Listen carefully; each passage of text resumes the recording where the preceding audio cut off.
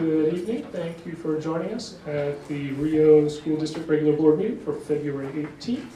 This meeting is called to order at 5 p.m. Trustee Martin? Oh, sorry. Approval 2.1, agenda correction. No, sorry. Sorry, there's 1.1. Okay, well, Trustee Eisenhower, Present. Trustee Torres, here. Trustee Anderson, here, and I'm President. Trustee Mejia is our statement. Is he Carlos? Is Trustee Mejia online? There's one that says I have iPad is online. so we're promoting him to see if that's Okay. Sorry, let's wait 1 second while we make sure other trustees online. Yes, okay. Trustee Mejia. I am participating remotely because of a contagious illness. Okay, thank you. Now on to 2.1, agenda corrections, additions, modifications. I had a request to table item 10.12 for next month's meeting, and to pull 10.15 to discussion. Anyone else have any other items? Trustee Martin? Trustee Torres? 10:15? 10:15, yes. I don't have anything. Anything? And Trustee Mejia, do you have any items? Yeah, 10.3, 10.6, 10.13, 10.15, and 10.16. Okay. Also discussion? Also discussion, yes. All right, thank you. With that, I'll make a motion to approve the agenda as modified. I'll second. Trustee Mejia, Aye. Trustee Anderson, Yes. Trustee Torres, Yes. Trustee Eisenhower, Yes, and I vote yes. thank you. Moving on to item 3.1, public comment on closed session items. The public may address the board concerning items that are scheduled for discussion during closed session only. Individuals in attendance are allowed to have one additional person donate their time. These presentations are limited to 3 minutes each, or a total of 15 minutes in all. Do we have speakers for closed session items? Yes, we do. First one is Joanna Mendoza. Great, thank you. And do we have a microphone for her?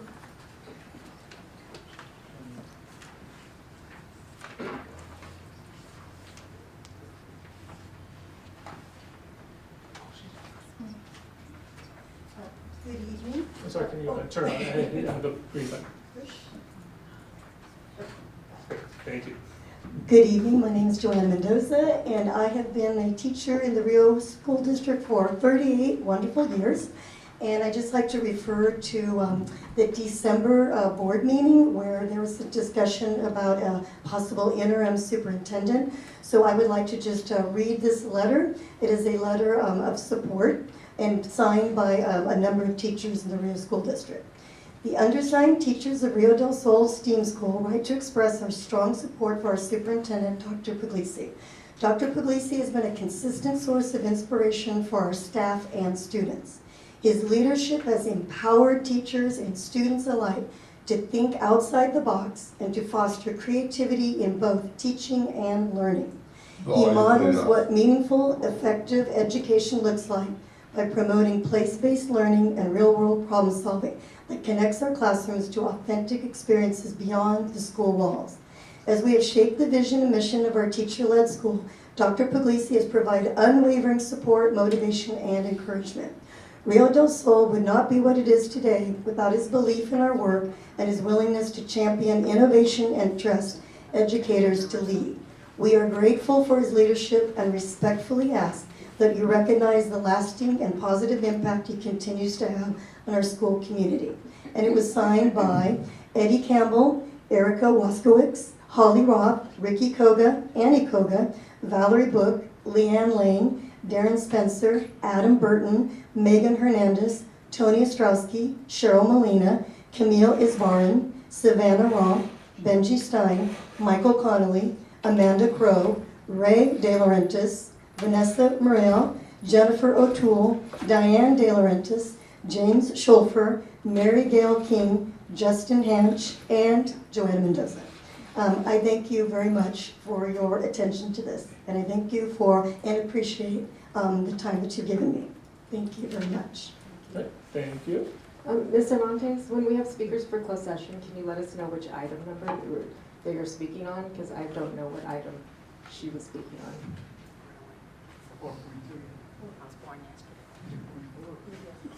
Okay, well, maybe going forward, we need to make sure that closed sessions, public comments are related to specific item on closed session. Thank you. Our next speaker is Dennis O'Leary, and his agenda item is just closed session. Thank you. Closed session. Which item, And closed session? I'm sure, I haven't seen the agenda, but I'm sure there's an evaluation of the superintendent on it. No, there's not, sir. There isn't. No. Do you want to see my agenda? Okay, So, okay. Is that what is considered illegal? I'll go to 4.4. So can you make sure the mic is turned on? It's not, That's the light on. when the green dot is on. Oh, it needs to be green. Yeah. Okay, there you go. Hello, my name is Dennis O'Leary, and I was a teacher in the Rio School District for 20 years.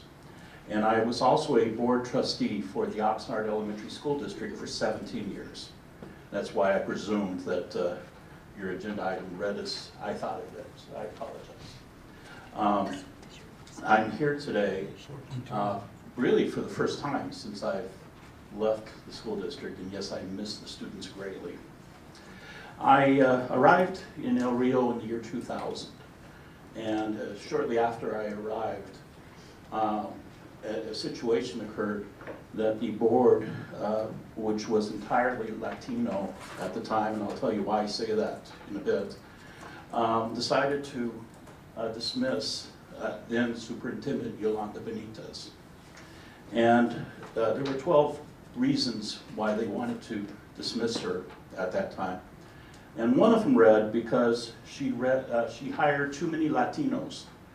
They actually put that in writing. Actually, they didn't say Latinos, they said Mexicans. And at the time, I was district director for LULAC, the League of United Latin American Citizens. People asked me, should I take this on? Should we take this on? And my answer was, if we were the NAACP and somebody was accused of hiring too many African Americans, would you expect the NAACP to step forward? LULAC had to. And it was chaos. It wound up, yes, the board, and I was a trustee. The board had a right to decide. They did it in a way that they paid her $1.4 million in the end, which was paid in installments because it was too large for a number at the time. Then we had, and I'm a teacher during all this process, and yes, I did receive death threats, and yes, I did have my mailbox blown up twice during this period. Became a trustee shortly after. Yes, sir, 1 second. Can we pause this time while we make sure his mic is working? Are we there? Yes. Oh, okay. And we had Sherry Ann Cotterell. Teachers were dismayed of the trust and the communication with that superintendent. And that also ended with lawsuits and mayhem. The school district was about at the point of being taken over by the state. The state of California was looking at adding Rio School District to Pittsburgh School District and Inglewood, the only other 2 districts that have ever been taken over by the state at the time. And Dr. Puglisi landed here. He righted the ship, put the focus on kids again, and supported the teachers so we could put the focus on kids. I appreciate his time, his work, his professionalism. And my 3 minutes are up. Thank you very much. Thank you. You have a great day. And I will turn this off. Thank you. Do we have any other speakers? yes, Dan Pinedo, and he is speaking on 4.3. 4.3. Dan?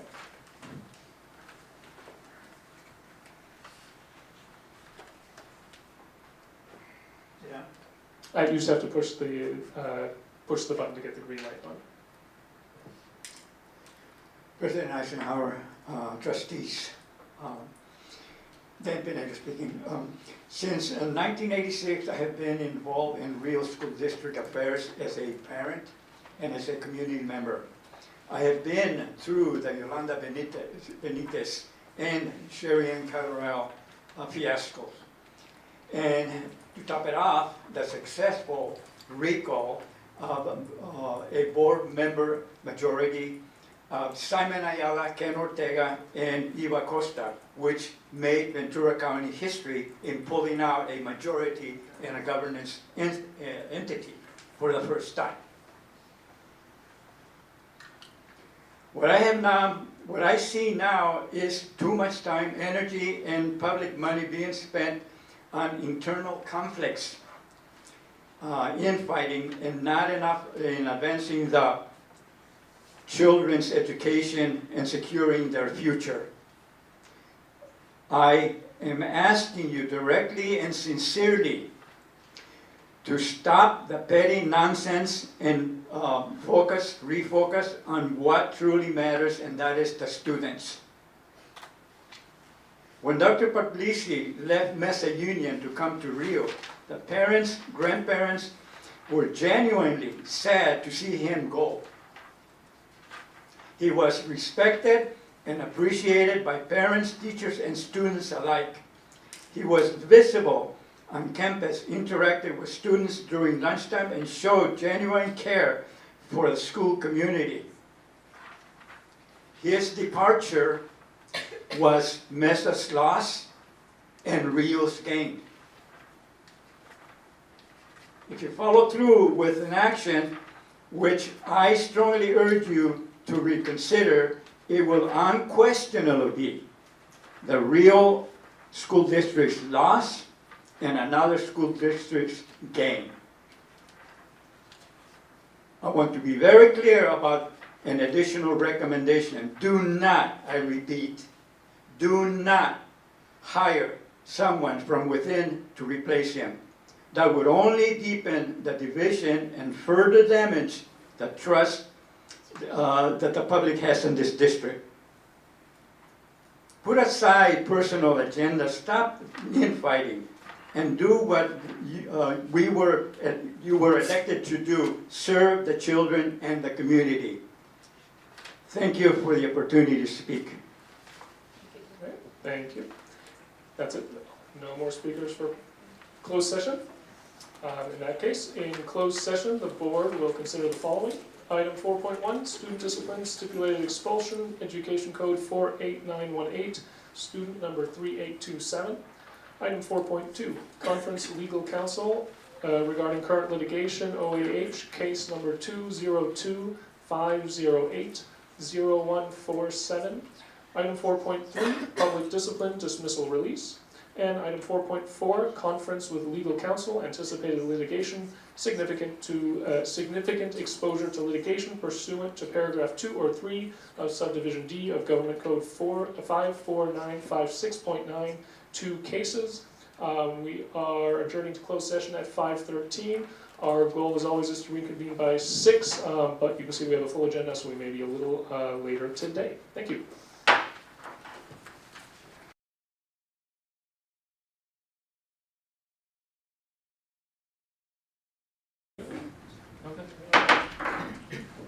Good evening, everyone. Sorry to keep you waiting. We are resuming our open session at 7:13. Buenas noches a todos. Estamos empezando la sesión abierta a las 7. And at this point, I invite you to stand and join us in saying the Pledge of Allegiance. Our flag is in the back corner of the room where you came in. Ready? Begin. I pledge allegiance to the flag of the United States of America and to the republic for which it stands, one nation, under God, indivisible, with liberty and justice for all. The board has the following items to report out from closed session. On item 4.1, student discipline, stipulated expulsion. In closed session, the board took the following action by a vote of 5-0, with trustees Eisenhower, Martin, Henderson, Torres, and Mejia voting in favor. The board took action to expel student number 2526/3827. On item 4.2,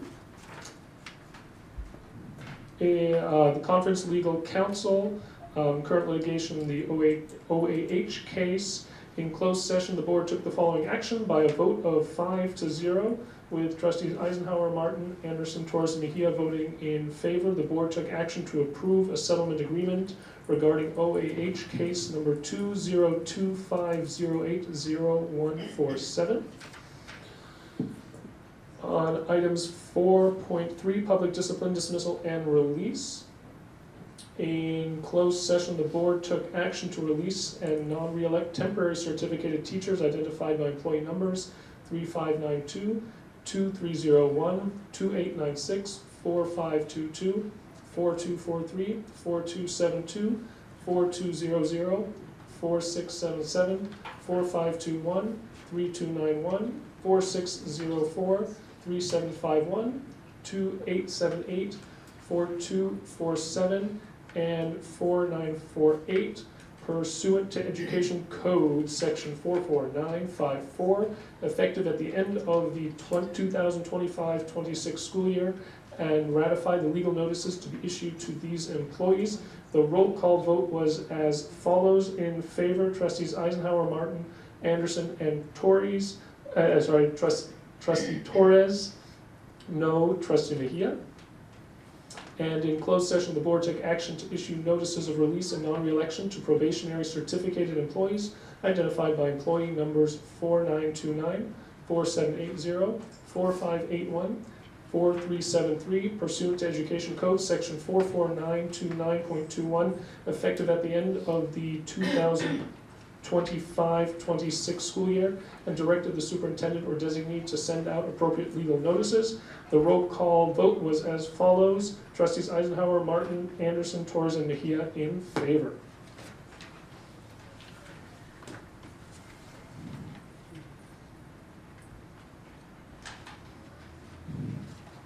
Moving on to item 7.1, acknowledgement of correspondence to the board. Does anyone have any correspondences to report? No. Trustee Mejia? None right now, thank you. Nope, thank you. 7.2, board member reports. I attended the STEAM Science Fair. It was great. Got to see some really great things that we're doing across all our campuses and all the various science fields. Had a great time. And our Del Mar, the playground update that we're working on there. We continue meeting with the city, have productive discussions there, and hopefully next month, or at the very latest the following month, we'll have something to bring forward to the board on that. Does anyone else have board member reports? No. Trustee Mejia? Yeah, I also went to the Science Expo, thought it was amazing. Kids were so happy. Man, I wish I spent more time there. There were so many activities, from the battle bots, from the rocket ships, from the Mission Impossible. It was a great, great event. Thank you to everybody involved, Ms. Branson and Ms. Warner Kelly, thank you so much. It was an amazing experience. I also got to visit Rio Vista, beautiful campus, spoke with some staff. It was great, spoke with the principal, Mr. Cook, amazing campus, the kids are doing well. It was a great, great experience. Thank you. Great, thank you. Moving on to item 7.3, organizational reports. Do we have someone here from RTA tonight? No report? No. Okay, thank you. Anyone from CSEA? Not tonight. Thank you. 7.4, superintendent reports. Thank you, Board President Eisenhower. We have 3 brief reports to share. The first is a follow-up to last month. We had Think Together kind of give you a mid-year update on after-school program. And now we have a slideshow. We have that ready for the Real and Plaza. And we do have our principals here. I'm going to fly over them, and then the principals will be able to add their comments or answer any questions that you have. So next slide.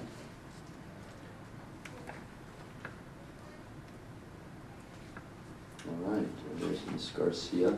So if you remember, we transitioned from the Boys and Girls Club last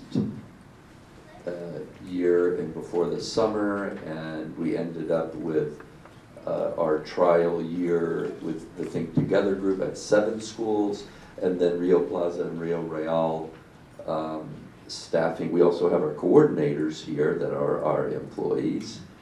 I want to recognize that. So I'll let you just take a look at our programs. Very parallel in terms of times, in terms of funding, but this is a program that we're developing on our own, and want to thank both Lorena and Lisette for their hands-on guidance with our coordinators of providing not only daycare but also physical activity and academic support. It too, like the Think Together program, is a work in progress. We hope to, by March, bring you our recommendations for next year for both programs, whether they're continuing or going in another direction. Next slide. There's our leadership and staffing, and Ms. Garcia and Ms. Reyes, would you like to fly over the rest of the slides? But you notice that I try to go fast. So this is our staffing, our coordinators here. I have that. So do you We'll want give to you use a the mic microphone right so here. everyone can hear you online as well, and everyone here? Thank you. So this is our staffing. We have our coordinators here, Ms. Prado and Ms. Natalie. And we have our Explorer program. We call it Explorer. Could you raise your hand? So they're here to support. Next slide. Student enrollment. I have over 162 students. And I have 260. So most of our students are English language learners with working families. Next slide. This is my Rio Plaza staff. And then in the next slide, you'll see some pictures of our staff planning and our coordinators. And just to mention that we have, for TKK, approximately a ratio of 10 to 1. And for first through 8, approximate of 20 students per one teacher. Next slide. So this is our staff. These are our teachers. TK, the ratio is 10 to 1. Kinder, again, it's 10 to 1, so we have 2 teachers with the kinder. They need more care and more love. And then that's the rest of our teachers. The ratio is 20 to 1. And very similar, we have the ratios, trying to maintain the ratio, so we're looking good. We have a couple, just a few spots available, but for the most part, we're full. And we have, I'm showing here the TK through 2nd, and then the next slide has the rest of our groups. And then if you see combos, part of that is to really take advantage of how to group students to maximize the instruction, intervention, and enrichment pieces we have in the program. Next slide. So these are the pickup times. Parents can pick up the students around 4:30, 5:30, and 6 p.m. The majority of my students get picked up at 5:30, but the first pickup would be at 4:30. So, you know, the first part of the day is their enrichment, or that they're learning, they're reading their math. And then we have them picked up till 6 o'clock. So my students at Plaza get picked up at 5:30. Next slide. So similar to the same, we have the same pickup times. The difference is that the majority of our students, I would say almost all of them, leave us at around 4:30, which give us opportunities with the remaining students to be creative on how to continue to support them in smaller group setting. Next slide. This is a schedule. They have snack time, outdoor play activity. It's structured homework and academic, enrichment activities, leadership activities, and we also do like student of the month. And we have similar type of schedule with snack, physical activity, homework time, and the enrichment activities for the elementary level. And on the next slide, you can see it's the same type of parallel structure, except with there's one less physical activity because students in middle school get out later, so there's less time that we have them. Next slide. And here's just an example of homework support. Reading, the leads help support the students. The leads also go into the classrooms with the teachers between the hours of 11 to 1 o'clock to observe what's being taught, and they create lessons. So they come in a little early and create lessons to support the kids. academically. There's some pictures and we do similar. Yeah, very similar and a lot of cross collaboration among our after-school staff and then with the teachers. So it's something I do want to highlight that's a very strong suit that we have for both schools. Yeah. One cool thing is that the after-school program mirrors our discipline plan or what we have during the school day. We do a lot of restorative practices. We use student reflection opportunities. We're using the Leader in Me at my school, and we've trained our staff to continue with that. So yes, we continue to partner with Leader in Me and we'll continue to develop with that. So we use the same type of language and just similar to the other after-school programs in our district, we also follow a progressive discipline approach. Depending on the incident or the situation, we follow an array of different steps to support students and families. And it's could be as simple as a verbal reminder to an action plan where students are set in specific structure and expectations, and if they don't meet them, not that we want to, but potential of missing some after-school days or being exited. Next slide. So collaboration between the staff and the credentialed teachers, they do it at both schools. They go in there and observe the teachers, they meet when there's artists in the classroom. When there's artists in the classroom, they collaborate, they meet. Recently, we've been working on social stories at our school to help students. You guys do the same?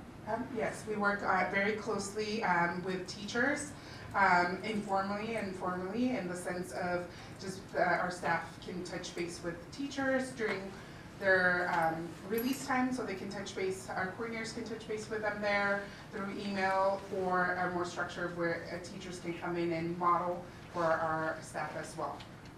Next slide. Same thing, training and prep time. They come in a little early, they meet. They come in a little early and they prep. We have some awesome lesson plans with art. We have music, we have sports, we have hip hop, we have yoga. Yeah. And when we partner, we have mariachi as well, and folklorico. So a lot of different enrichment activities to support our students in a wide range, so that we have a variety for them to be excited to be in the program, because it is a long day for them. So we want to be able to make it exciting, but also in enrichment for them, along with the academic piece as well.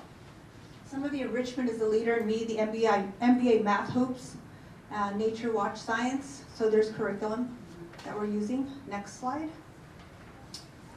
So same thing, leadership building, art and creative expression, sports, physical activity, teamwork activities, social skill development.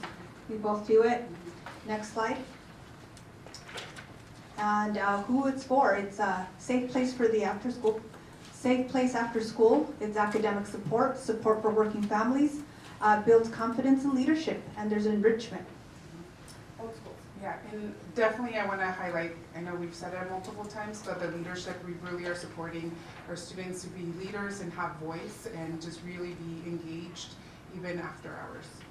Next slide. Committed to excellence. Next slide. I'm going kind of fast. And these are our babies. Yeah. And these are just samples of what you could see, the different types of activities that are engaging for students. And if you go on to the next slide, in addition to being on site, there's nature, and we try to get them out to explore what's around us, because we have a wealth of things around us that our students don't access, so we want to provide that for them. Yeah. Next slide. No, there's one more slide. No? No more slides? Nope, that's it. Okay. No slides. Thank you very much, ladies. Very good. I want to recognize and appreciate the members of our community who are employees of our school district. We believe that this community and this school district can hire and staff with the available funding. It's just a matter of staffing, and that we have the leadership it needs to have after-school program that not only provides opportunity to take care of kids for a longer period of day, but integrates, and we're just at the beginning of that. I would say we're also seeking that same goal to think together. We did a nice survey that we're going to share with you this coming month from both parents and our principals about think together, about recommendations. So we'll bring that to you, and then we'll follow up with the same type of survey for this program and make recommendations to the board about moving forward this summer and for next year. So thank you all very much. Great. Next Thank you all report. to our staff who came out tonight to support the program. I know you guys are off the clock right now, and so you didn't have to come and show up to support the after-school program, but we appreciate all that you do. And not to put anyone on the spot, but maybe the principals or the coordinators can let us know, is there anything you would like to see, a change you'd like to see to improve the after-school program? If there's like one thing, like an enrichment program or a change in the structure or something like that that you'd like to see? I feel supported at my school with what's going on. We're working closely with the TOSAs. They're coming in and teaching, training our staff. Working closely with Rebecca Rocha, Dr. Rocha. She's bringing in the math hoops, the curriculum. I'm working closely with our coordinators, so I enjoy it, and we're piloting other programs. We're seeing what we like. We want to bring more rich art, more music. Did a little story with the I just parents. said one thing. I'm kidding. Sorry. I'm sorry, you said art and more music? Yeah. Yeah, thank you. I was just teasing.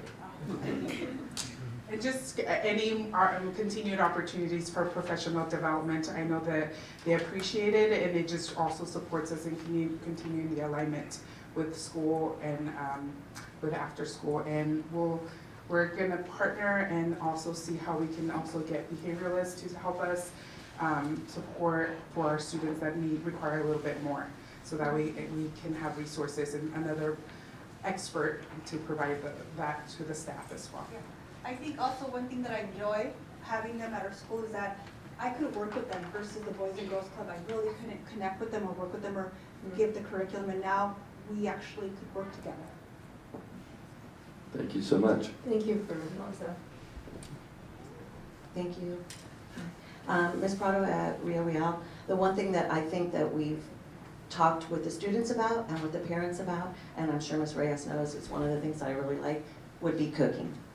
So I would really love, and I know back in the day we had Parker Anderson, and I know we've talked about maybe having someone with the Rio School District, but I think the students would really enjoy that. So that's what I would like to say. Nat? I would want to see more field trips for our students.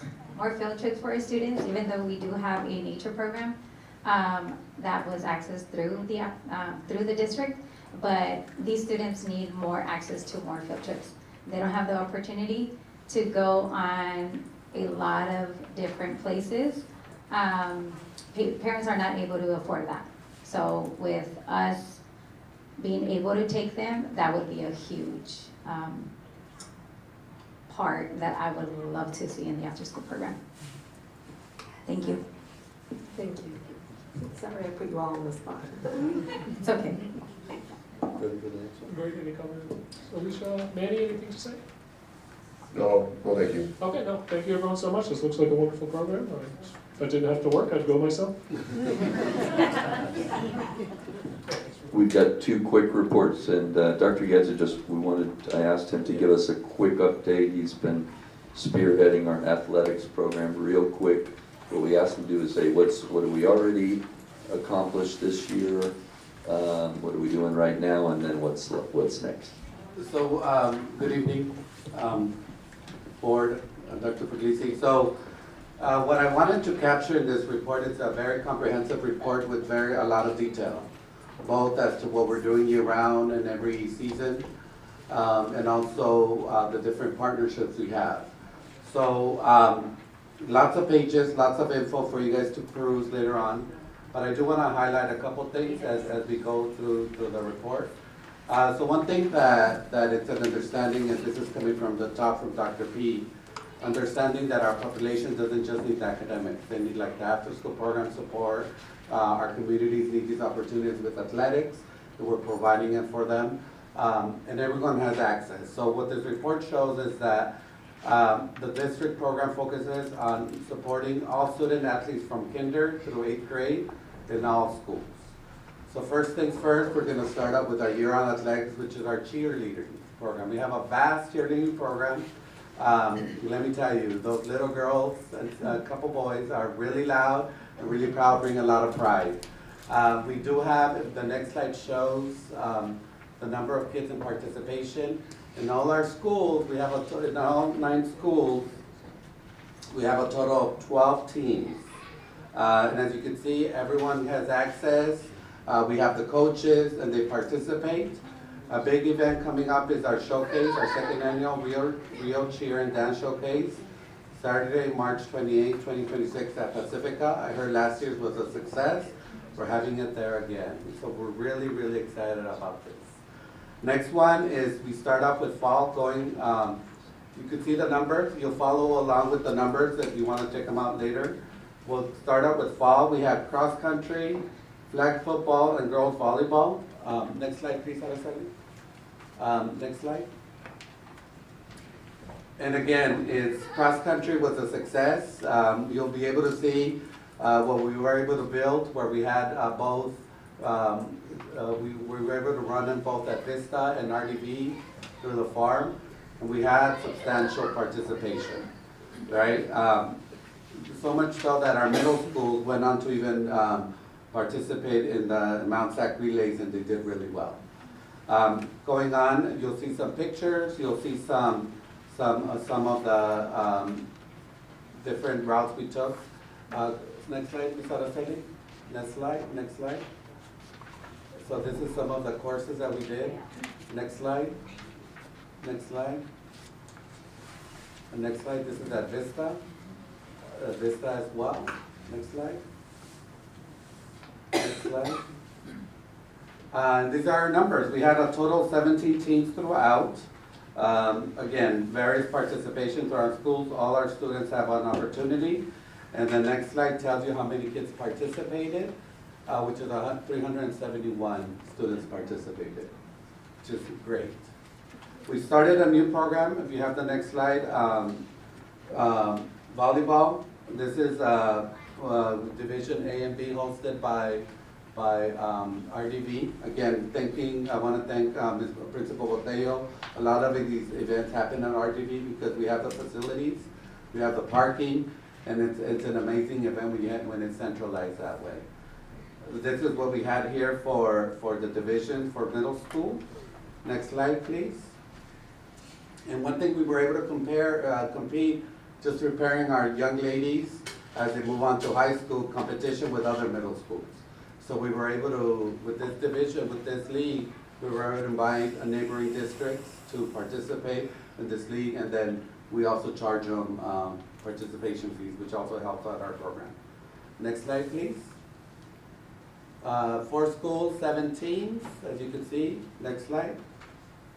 A total of 86 young ladies participated, which is great for our middle school girls. Next slide.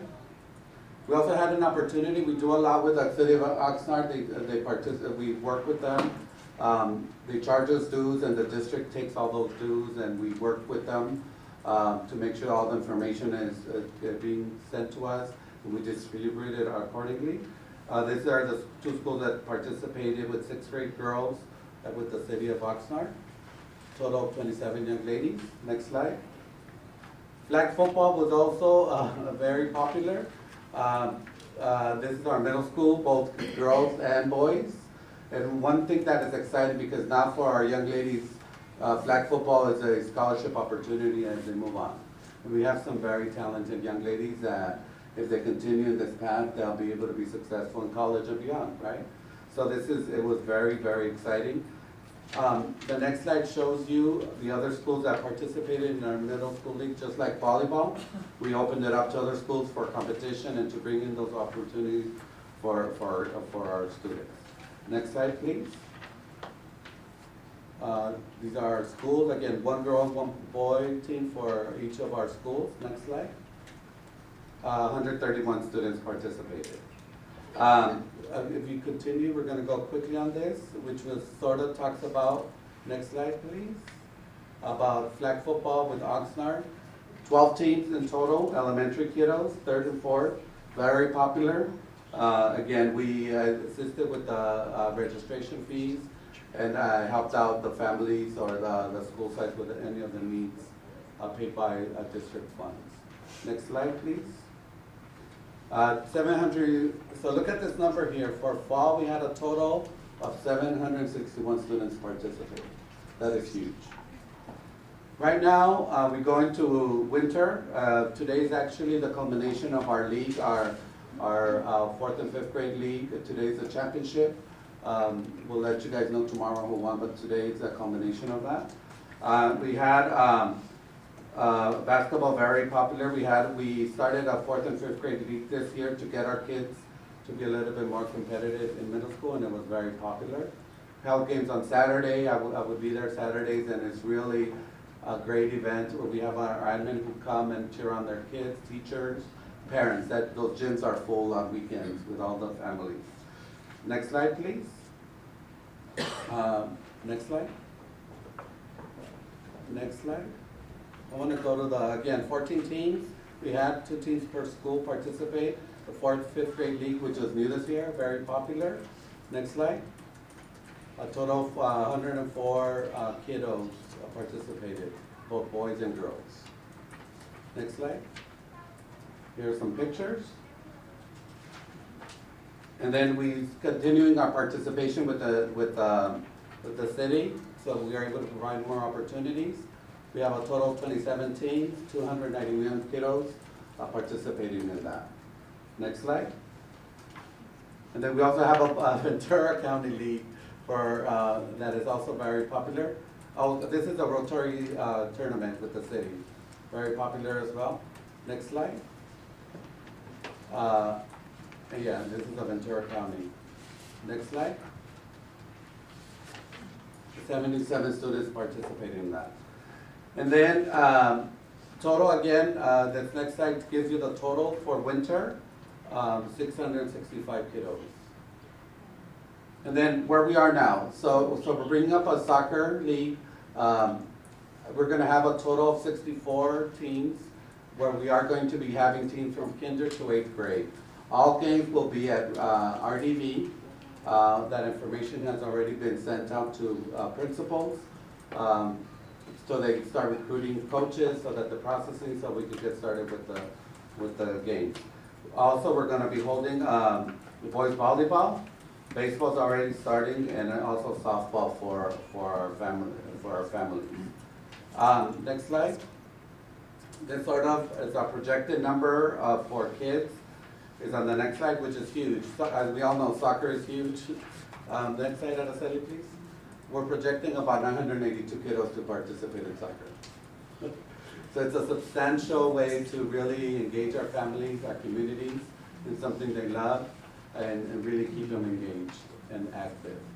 And again, this is here how we've been able to maneuver the fields at RDV, as you can see, where the kids are going to play. We've already working on that to get them ready for our mid-March games. So everything's going to be at RDV with substantial, again, the facilities adequate and substantial parking for all our families. Are there any questions? I want to thank Dr. Gaeta for jumping in there beyond just the facilities, and then also many people that are involved. We've got after-school program coordinators, we've got a lot of folks at Rio del Valle, and then a lot of HR supported, there's a lot of rules and regulations for different kind of coaches. We've got parent coaches, we've got teacher coaches, and classified coaches. So referees, we have to also have referees. And so there's a lot of work going here, but we love to hear it when thousands of kids are involved, and their parents and families. Thank you. Thank you. Dr. Eisenhower had one more quick one, which shows suspension and attendance comparison. We'd just like to update you on those data.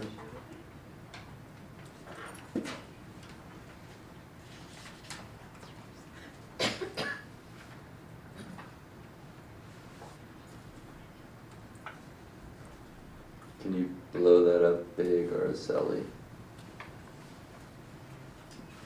So, as you probably remember, since COVID, attendance in this district before COVID was outstanding. 96% is when you know that students are, whoop, we lost it.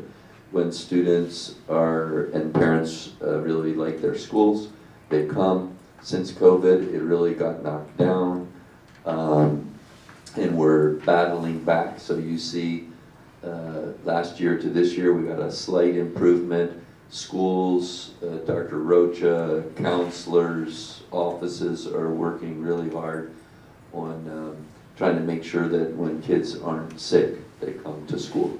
And particularly focusing on the kids that we call chronic absenteeism. And then our suspension rates, which our goal was 0.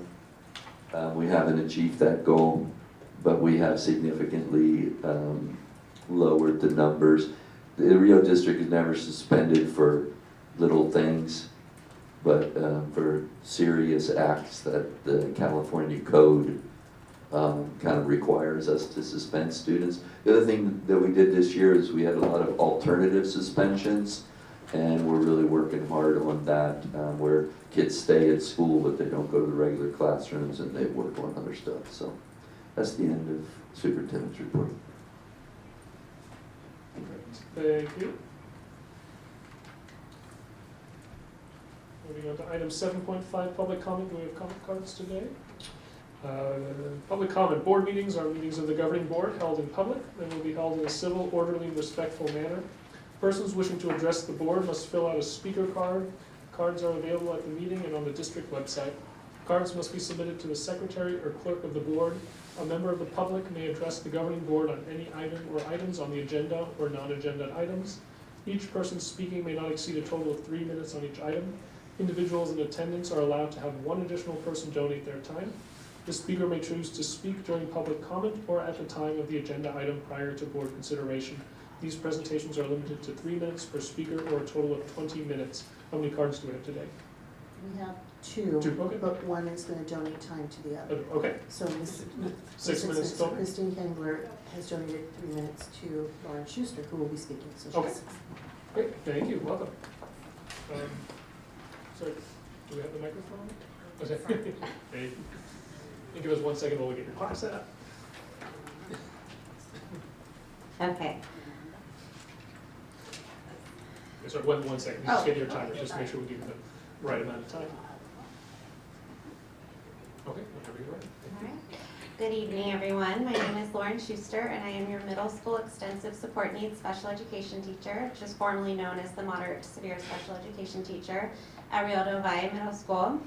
I'm here tonight to share with you the incredible work that has been happening on our campus through the nationally recognized Unified Champion Schools program in partnership with Special Olympics Southern California, and to discuss the next critical step in our journey toward a powerful inclusion model.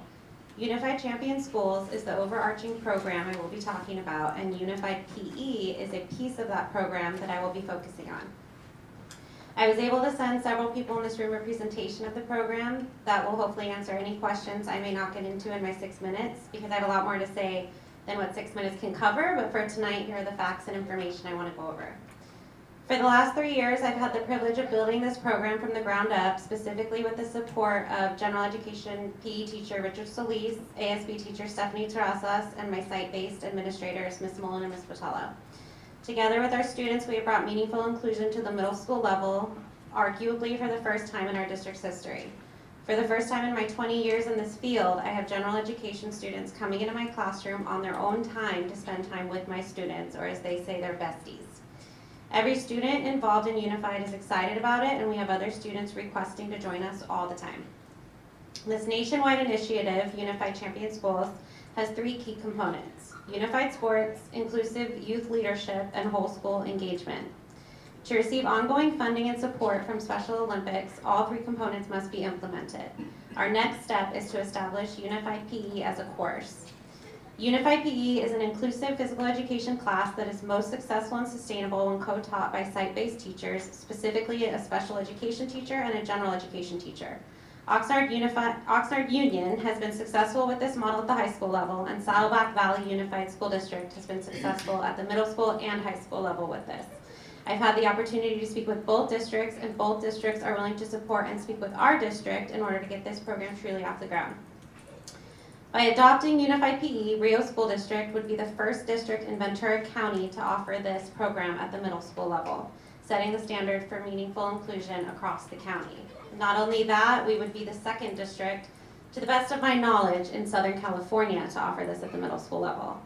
At a recent meeting with the district, information was shared that Rio plans to hire a full-time adapted PE teacher with the stipulation that this position would be shared with the Santa Paula School District, and Santa Paula would fund a portion of said new position's salary, making that teacher available only part-time in Rio. This position is currently unadjoined. For those who don't know, adapted PE is a service that students may qualify for depending on their needs within the IEP process. It's very specific and specialized to a very small population of the students in our district. One proposal from our district is that this new APE teacher that we don't have yet will be the teacher of record for Unified PE if it becomes a course. But I have yet to hear of a district that has successfully done this and sustained status as a Unified Champion school with a part-time employee running the program. This proposal, if decided on, would likely prevent us from continuing as a Unified Champion school and providing the first ever middle school level unified program in Ventura County. AP is a wonderful thing for our students who need it. However, Unified PE and Unified Champion schools require a different set of skills, specifically those of a special education teacher and a general education PE teacher. In order to be successful long-term, this program should be built around current full-time employees who are willing to commit to the entirety of the program at the site level and district-wide, which, lucky for you guys, you have those teachers willing to do that. There are several proposals that we as a site and staff would like to discuss with the district in order to see this succeed. These include proposals that meet and exceed the needs of your students and your teachers, and I am sure I speak for all of us when I say the needs of our students are our top priority. What I'm asking from you as a board, the district, and the community is your full support in establishing Unified PE as a course at Rio del Valle, supporting the establishment of site-based co-teaching between a general and special education teacher for the purpose of this specific course and program, recognizing Unified Champion Schools as a district-supported inclusion program, and supporting teacher involvement and input when developing this program. This is more than a class, it's an opportunity to show our students and community that inclusion isn't a goal, it's a value we live by. Thank you for your time and listening to the voices of our students, and you guys all know where to find me if you ever want to come see this program in action.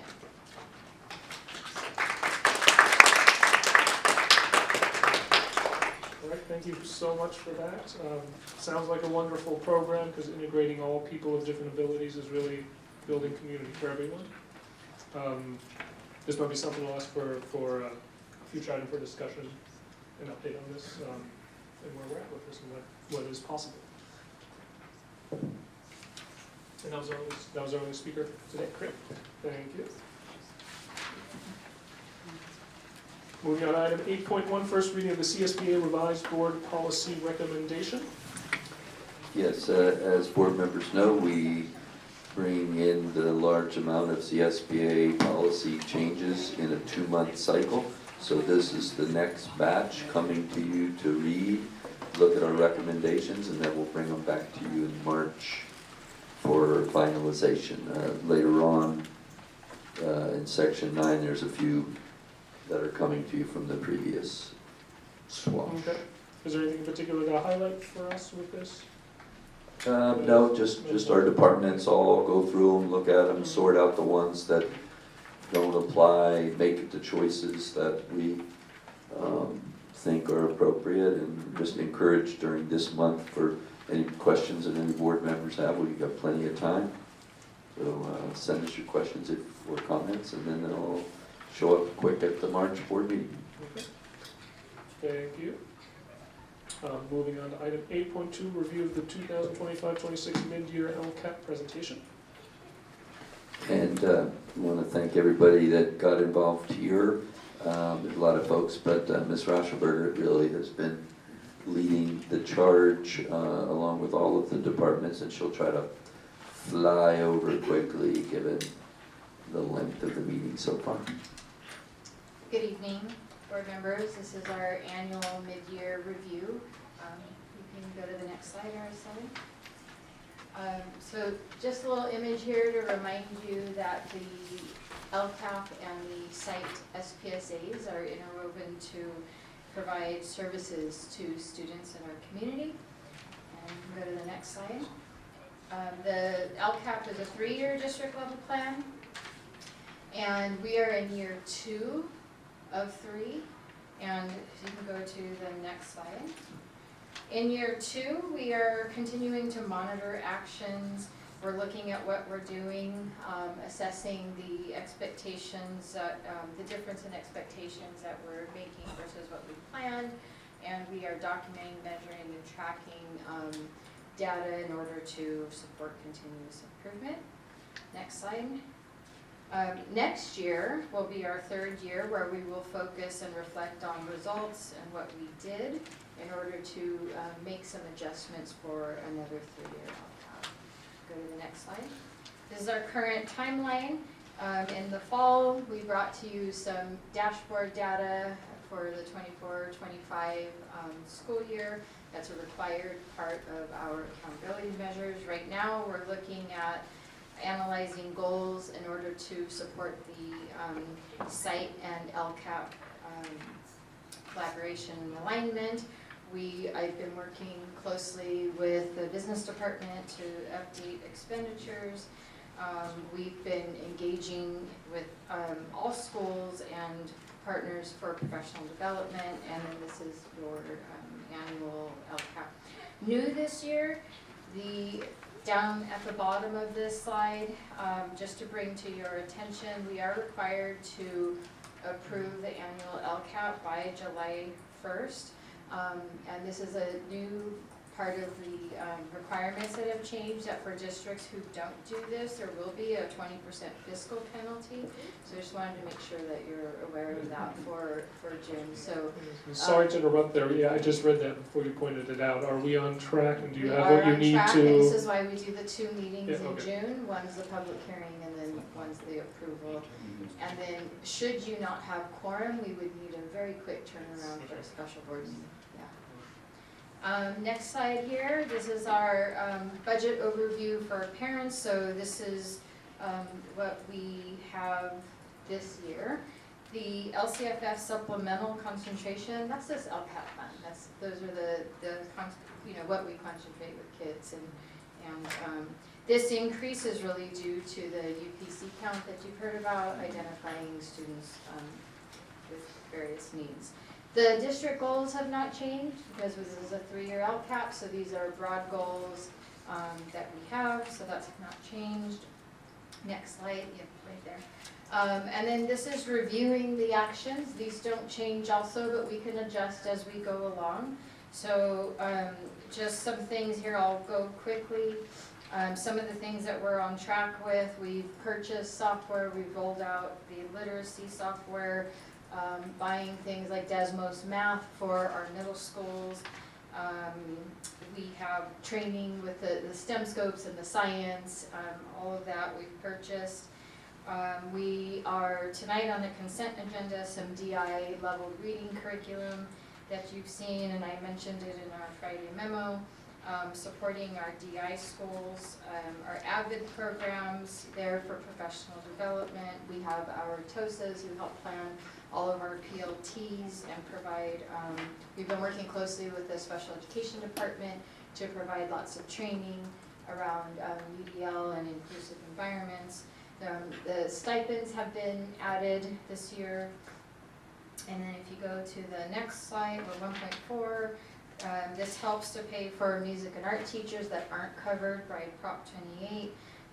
If schools have things like extra electives and additional, like a 0 period that's covered with that, or kindergarten cushion teachers and IAs. If you go to good goal 2, our transportation department's covered by our LCAP, so we pay for repairs, supplies, drivers, and so forth. Our technology department is also supported by our LCAP, so this is the staffing. This is always an area of need because we have to replace periodically different devices. And so we work closely with the tech department on tracking this. And all of the campus support, so some teachers, library staff, office staff are supported by the LCAP, and we are on track and doing okay there. On 3.1, this is in Dr. Rocha's world. We support preschool, MTSS, different expanded learning, GATE, our gardens and nutrition, PE. Go to 3.4. This is our clerical subs, events that we have like authors fair and book fair and all of those different types of community events. We're on track with all of that, and I'd like to thank Wanda for all her help with that. This also pays for our 13 school counselors. We have mental health clinicians, parent liaison, all of our campus supervisors, and school resource officers as well. The metrics here, you've seen the metrics that we have from the dashboard. We've broken it out a little bit different, focusing on the student groups. And this is important, and because what it does is on the dashboard, when we look at student groups, this is what could get schools into what we call like targeted assistance, right? So for example, for our students with disabilities and our homeless students who might not be improving or showing some difficulties, then we'll work with the school sites and their SPSAs to provide some targeted planning and instruction to help mitigate some of that. But what you can see here, I'd just like to point out, if you look at the 24-25 on each of the, along the top there, you'll see that we're looking at each subgroup and how they performed from 1 year to the next in ELA, English Language Arts, Math, Science, and their chronic absenteeism and reclassification. It was nice to see the growth. Chronic absenteeism, although still needs work, is improving, but we do need to support our English language learners in ELA and Math. We see our long-term English learners have improved in all areas. Our low-income students have improved. Our students with disability have improved. They've stayed the same with English language arts, but have slightly improved. And our homeless population has also improved, with the exception in Math. So we do look at that so that we can target some instruction for supports for them. Next slide. So this is our annual FIT report. We work with the facilities department to get this information, and this is where there are categories that each year we have to assess, and these are things like cleanliness, electrical, restroom, safety, external facilities, and then part of it, we do an internal audit, but then VCOE also comes in, and it's called like a Williams visit. You'll see on one of the items. They come in as well and do like spot checks on a couple. Those schools, interestingly enough, are chosen based on your targeted improvement. So what I was just talking about, those student subgroups, if you are have 2 years in a row where the student subgroups are not making improvement, they're in the red category. It's called ATSI, but it's targeted support for improvement. Those schools now fall into this bucket to be to receive what we call a Williams visit. So that was 2 of our schools this year. Okay. Next slide. So you can see overall, this is a different way of looking at what Dr. Puglisi showed earlier was attendance rates. This is chronic absenteeism. So we're looking here at the percentage of students who have at least 10 absences or more. And so we can see from this perspective that chronic absenteeism is improving. So we're doing better. We still have a ways to go. And oftentimes this is a smaller group of students who have a large number of absences that then Dr. Rocha in her world helps to work with counselors and other support staff to address. And then we also look at it by site. Chronic absenteeism, same thing. You can go to the next slide. We know that our suspensions are decreasing as well. One thing to note here is this is where I was talking about on the dashboard, if you have a student group that's in the red, for more than 2 years, this is a targeted group to address. So right now, we want to look at, we are in the red for our long-term English learners for suspensions. So we need to start asking ourselves, what can we do to help support long-term English learners? The orange, these are English learners, homeless, and students with disabilities, so we want to make sure that we don't slip down into the red. But we are showing improvement overall for that. Go to the next slide. These are some key findings, areas of progress. I'll highlight a few. We continue to increase in our unduplicated counts, which means we're identifying better. We have a lot of professional development support, specifically around literacy in our new social studies curriculum. We've increased cross-grade articulation. We are sharing with math teachers about the frameworks changes in math. We've been increasing our focus on reading data, and we are looking, next Friday, we are finishing our mid-year benchmarks for the reading data, so we should be able to bring you some information shortly about that.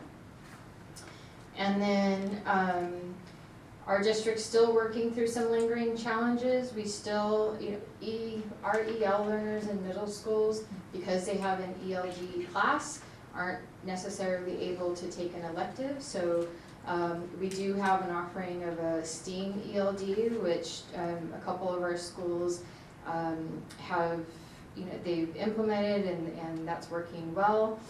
We are also working closely with the Special Education Department on a SIP grant, which is PD for inclusion and some potential co-teaching models. We continue to work with on chronic absenteeism, and we're looking at our student groups to address targeted assistance requirements. And then you can go to the next slide. This time last year, this is what we said our next steps were. We've done these things, worked closely with HR to update our course catalog, been working closely with Dr. Rocha. She's been implementing direct billing for mental health and starting that whole process. We've been working with Dr. Puglisi and all departments to collaborate on summer programming for this next year. We've added new classes for TK, and we're in full implementation. And so we've completed or done those things. We can go to the next slide. Our next steps here are to continue to review the superintendent's goals to align to the 26-27 LCAP and each site's SPSAs. We will continue to support student growth, specifically looking at the targeted assistance groups. We will continue to work on mental health and wellness needs through Dr. Rocha's department, and working through the SIP grant with inclusion needs with our special education. We are starting a math curriculum adoption that's in progress, and continuing professional development to support all staff. And our last slide is just acknowledging and thanking the hard work and dedication of everyone. Any questions? Yeah. Yep. All right, on the school facilities report, this graph here. Yep. I see there's a lot of fair. One of the things that really bothers me is, I don't know, I just want you to explain a little more, that this stood out because we get a lot of emails from parents when they visit certain schools in our district, and I don't want to call them out because I think we all know who those schools are. They need a lot of work. I mean, there are just some basic things that are totally unacceptable. I mean, so what's considered fair? I mean, these facilities, the condition that they're in, what is fit? When I saw that, I'm like, how can we rate some of these schools as fair? And these are some of the main schools that pop out as just parents are really complaining about. I can jump in there on that too. The fit thing has like a long list of stuff. Some is like the ceiling tiles to the bathroom cleanliness. It has this long, and then some things that's very hard for even our people to maintain. So you notice that the two oldest schools that we're working on doing renovation, even while we have maintenance in those categories, we've worked to get them to and keep them at the fair, but that's where one of our renovations and new buildings, from 1958 is probably moved those into the good and beyond. When you look at Rosales, you have to remember that the office and the kindergarten are permanent buildings, and the rest were built way back when they're called modular, but I think of them as temporary. And so definitely difficult to maintain in certain ways. They're not like our standard areas of maintaining, like cleaning. One of the things that we just recently did was do an assessment of all of our portables and our modulars, and now we're working on that. And a big part of Rosales is just like the drains and rust on the outside, and that's by their nature, the nature of the quality of those buildings when they were first built, but we're on the job. I don't know if Dr. Gett, do you have anything else to add to that?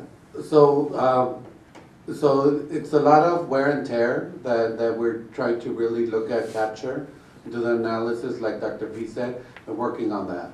So every year when we build our budget, it's sort of the needs assessment and sort of urgent and build on that. And as you know, we have a game plan for some of these schools that will get us out of there. But until then, it's a lot of maintenance, and which is what we do yearly. I just want to know what was fair and poor, because I thought maybe these should have been poor, but I didn't know what classified fair and what classified poor, or if there is a poor. There is a poor, but thankfully we're not considered. Is there and this came from an outside agency coming in to assess us. Is there a rubric you can send us? Yeah, it's that's one thing we can do, and I know Ms. Martin will be familiar with that type of kind of engineering stuff. It's has a lot of depth and complication. And we even asked ourselves that in the beginning. This has only recently been onboarded into the LCAP stuff, but it's a fairly complicated thing. Some that are just normal, like our bathroom's clean, but other things that people wouldn't think about. We'll send that. Yeah. Thank you. Any questions, Christy? No? Manny, any questions? No? Okay. No. Thank you. Or sorry, I'm assuming you were done with the report. Yes. I know. Okay, thank you. Don't worry. Okay. Tried to make it quick. Moving on. Moving on to item 8.3, findings of Q2 Williams Visitation Report. That's me again. That's just an update. This was kind of what we were talking about. We had BCOE come in. Dr. Galletta, myself, and the principals walked them around. I walked them around to look at curriculum, while Dr. Galletta walked them around to look at facilities. We were at Rio Del Mar and Rio Lindo, and this is just the report that we were in compliance. Questions from anyone? Okay, thank you very much. Moving on to item 9.1, approval of board policy 5131.8, mobile communication devices. Thank you, Board President. We've been talking about that each year. Last month, I believe, or the previous month, we did an analysis and brought our principals. They would like to continue with what we are basically doing. CSBA now has broken out this specific policy into its own policy, but the frameworks are basically the same. We would be continuing with option 2, which basically says no use during the day except for on the, if you look on at 9.1, it has the exceptions that we're required in case of an emergency, which means that they can have them. Or when a teacher or administrator grants the position. They felt that, speaking for the principals, these are all of our 6 through 8 principals in particular, that the next step of implementing option 2, which would be to gather them in the mornings and then give them back, was not needed at this time. Just a point of clarification, option 2 has strike-through. Yeah. I know, sorry about that, that's what I just caught that now, so. Okay, so the motion would be to approve with Option 2, which is what we're continuing to do. Okay, does anyone have any questions, or Manny? No, so I just caught that strike through too, so what you're doing is you're agreeing to option two, right? Yes. Yes, the strike through was erroneous, yes. Okay. So I'll make a motion to approve the policy, but amend the motion to strike out option 1 and we adopt option 2. Yep, thank you, I'll second. Okay. Trustee Torres, she's absent, I'm sorry. Trustee Anderson? Yes. Trustee Mejia? Aye. And Trustee Eisenhower? Yes. And I'll vote yes. Thank you. Moving on to item 9.2, approval of BPAR 1445, response to immigration enforcement. We'll let Ms. Rocha kind of give us a quick synopsis. Back in November, Governor Newsom approved 2 new policies and required that districts update their board policies on response to immigration enforcement no later than March 1st. So we bring these 2 policies to your policy and AR to you for approval. Basically, they state that what the district can and can't do in regards to immigration enforcement on campuses and how we must notify parents and how we're able to or not able to release information regarding our students to families. Okay. I just have a few questions about like terminology in here. Mm-hmm. One is it very frequently references that a non-public area of any district property, but like, I mean, the campuses are where students are our main concern. Where is that divide? Is it like just the front lawn, or is that the whole campus? What's considered public or not public? So that would be where the gates are. So they Okay. can't go beyond the office or beyond the gates. If they're in the Okay. parking lot, we can't really prohibit them from being in the parking lot, but we wouldn't allow them onto our campuses. Okay, but was it the interior of campus? Correct. Sorry, okay. Then, sorry, if we go to, I guess it's the second page with the thing, sorry, they all have the same numbers on top. Under 1, right, it says, we shall deny requests to the extent practical unless any of the following apply. Number 1 is the request is for student directory information, which seems like a very large chunk of information if they're requesting it, that contain, or would contain a lot of identifying information. Directory information really is just a list of student names. Okay, Yeah, directory information is not inclusive of a lot of information. okay, just names and that's, but that we. It doesn't have immigration status or birth location or anything like that. Okay, but that we do have to, Yeah. Okay. Yeah. Because that's a public record. We would have to give that to any public entity that asks for it. Okay, that's public anyways, Yeah. okay. Then we go to the next page, about halfway down, one thing is that like the reference is always just to district staff. Is that anyone who works for us, or are there specific qualifiers? Is a teacher a district staff in this case? Where Or are is you it- looking at specifically? Sorry. Let's see, there's the bold thing that says responding to requests for access to students, and then, or, I'll just come over. Okay. So, and then down here it references the activities of district tech staff shall take the following actions. Yeah, so typically that would be the office personnel, and we have provided training to our office personnel about the actions and the steps that they're to take and when they would be able to release documents to immigration authorities. We've also provided sample subpoenas and warrants so that they know what they would be looking at. And Sonia and I are both listed in all the documents to notify immediately should immigration appear at the school site. Okay. Basically, also feel like the answer is, if this ever happens, call the superintendent's office, stop, think, ask. Yeah. Even though we've done all the training and all of that, so we just make sure that they're doing and following this policy. And Okay, and then next page, right at the top, bullet point number 3, says the officer employee is a sworn law enforcement officer. What's the distinction there? I mean, is an immigration officer a sworn officer of the law or not? Well, an immigration officer is different because they don't have authoritative rights over crimes or arrests. They only have deportation authority. Okay.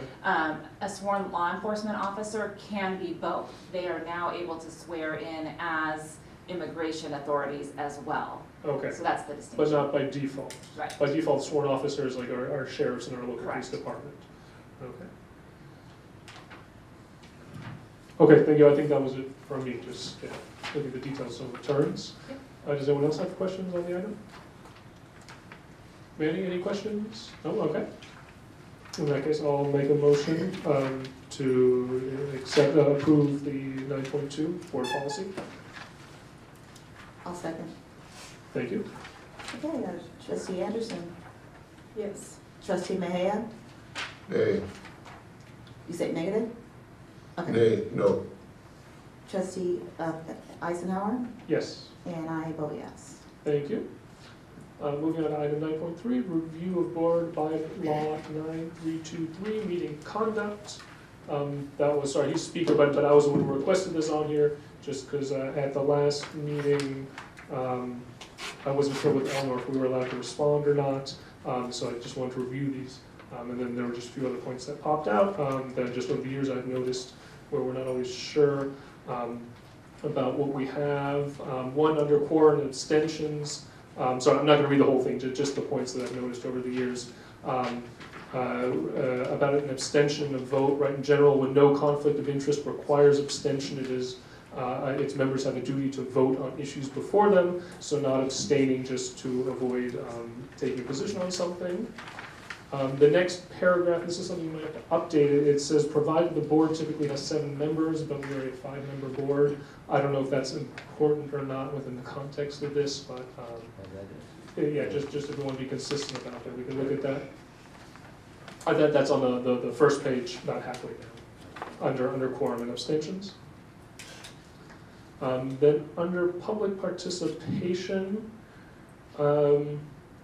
just making the 2 statements, like a statement we read out, a little more consistent, because in here, in the actual meeting policy, it says to address the board concerning any item on the agenda or within the board's jurisdiction. The way we have the readout, it kind of makes it sound like you can talk about anything you want to, right? Any agenda or non-agendized item. I think it'd be better to have this sentence in there to clarify. You can only speak on items that are within our jurisdiction, even if they're not on the agenda at the time. Then at the top of the next page, item 3, that's the one I wanted to clarify with Eleanor. She was correct, right? It says, without taking action, board members or district staff members may briefly respond to a statement made or questions posed by the public about items not appearing on the agenda. Additionally, on their own initiative or in response to questions posed by the public, board members or staff members may ask a question for clarification, make a brief announcement, or make a brief report on their own activities. So we can respond. The only 2 items are brief, and we're not taking a position on anything here or having a discussion about this and voting on anything. I have a question It has to about be on that. something not on the agenda, right? Like, you can only respond. Yes. So Well, like you said, let's- if it's like something we're gonna be deciding later, we shouldn't be responding. That's true, because then we have to discuss it later, yeah. Right. So if it's a non-agendized item, Right. we can respond briefly in the moment. Yeah, thank you for catching that on top of it. Yeah, Manny? So during public comments, sometimes the owner makes a comment back, Mhm. to that conversation.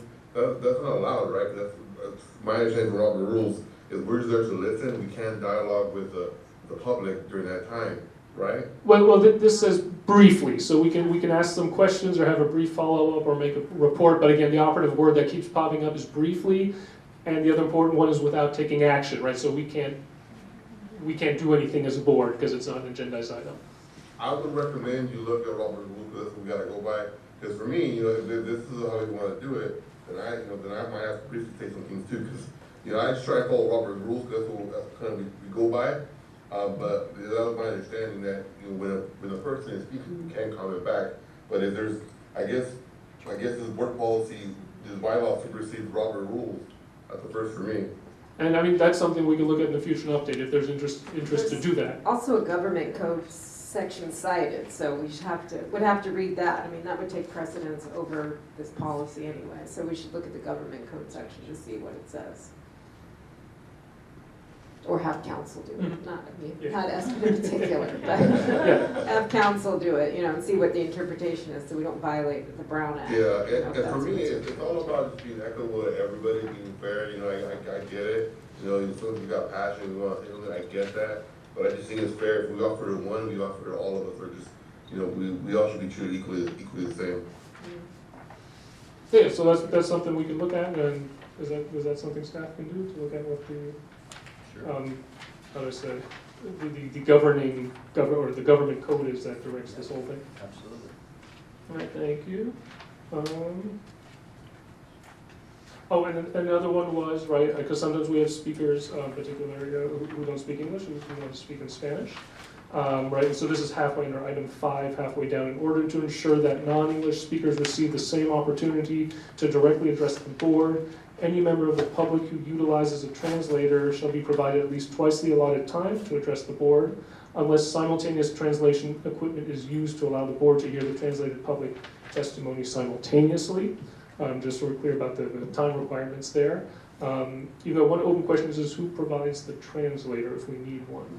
So who does it?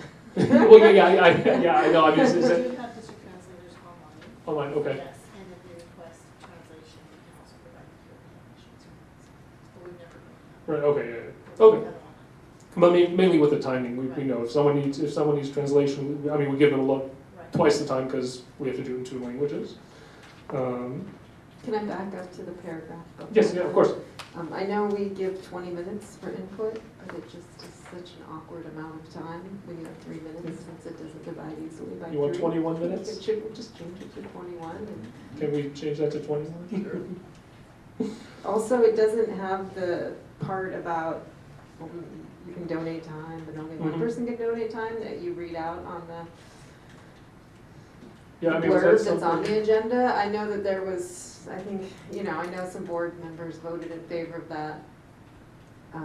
But it's not here, so I don't know where that shows up in our policies, or if we wanted to keep that. We can put it in It's a different policy. It got changed to say, instead of all this donation, that you can donate, so that just 6, like we have today.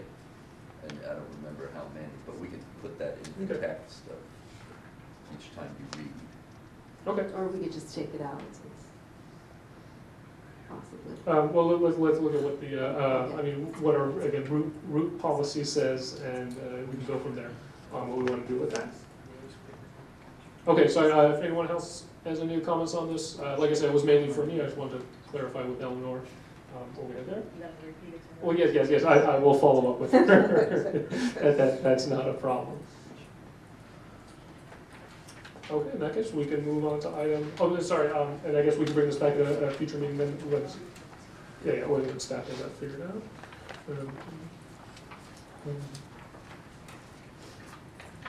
Okay, and then 9.4, the final reading and approval of VPAR 1312.3 uniform complaint procedures. This was a section that we pulled out from, whatever we approved all of last time. But trustee he asked us to pull this out so we could get some more information on this. And we did ask legal counsel to give you guidance, essentially to support the process that we've always had.